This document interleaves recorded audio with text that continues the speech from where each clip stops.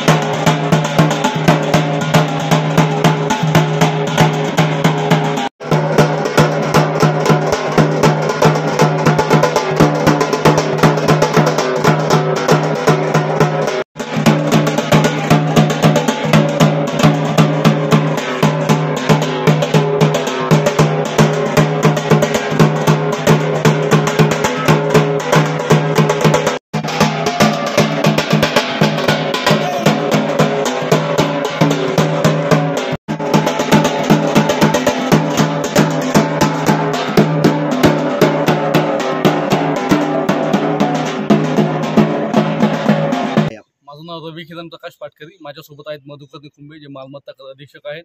माननीय आयुक्त साहेब यांचे आदेश आहेत आम्हाला की लोक जर आता घरपट्टी भरत नसतील, आम्ही यांना नोटीस दिलेल्या आहेत, वारंवार सांगितलेलं आहे की तुम्ही घरपट्टी भरा, पाणीपट्टी भरा, पण असे बरेचसे थकबाकीदार आहेत जे 10 वर्ष झाले, 15 वर्ष झाले त्यांच्याकडे थकबाकी पेंडिंग आहे। तसंच आज देवपूर गल्ली नंबर 10 येथे आले असतात गुजराती म्हणून आहे, आपलं मारवाडी खंडेलवाल म्हणून आहेत, त्यांच्याकडे आमचे 2,74,000 थकबाकी बाकी आहे। मागच्या 10 वर्षापासूनची थकबाकी बाकी आहे, त्यांनी भरली नाही। आज त्यांच्या सगळ्या दुकानं आम्ही सील केलेले आहे, त्यांच्या घरासमोर ढोल वाजवलेला आहे आणि आम्ही सगळ्या धुळेकर जनतेला आवाहन करतो, अशी नामुष्की तुमच्यावर येऊ देऊ नका। आम्हाला काय हौस नाही आहे, पण अशी नामुष्की तुमच्यावर येऊ देऊ नका। प्रशासनाला वसुली करणं आवश्यक आहे। माननीय आयुक्त तथा प्रशासक महोदयांचे आदेश आहे, जे थकबाकी भरणार नाही आम्ही त्यांच्या घरी जाणार, दिवसभर थांबणार, ढोल वाजवणार आणि वसुली करणार। धन्यवाद।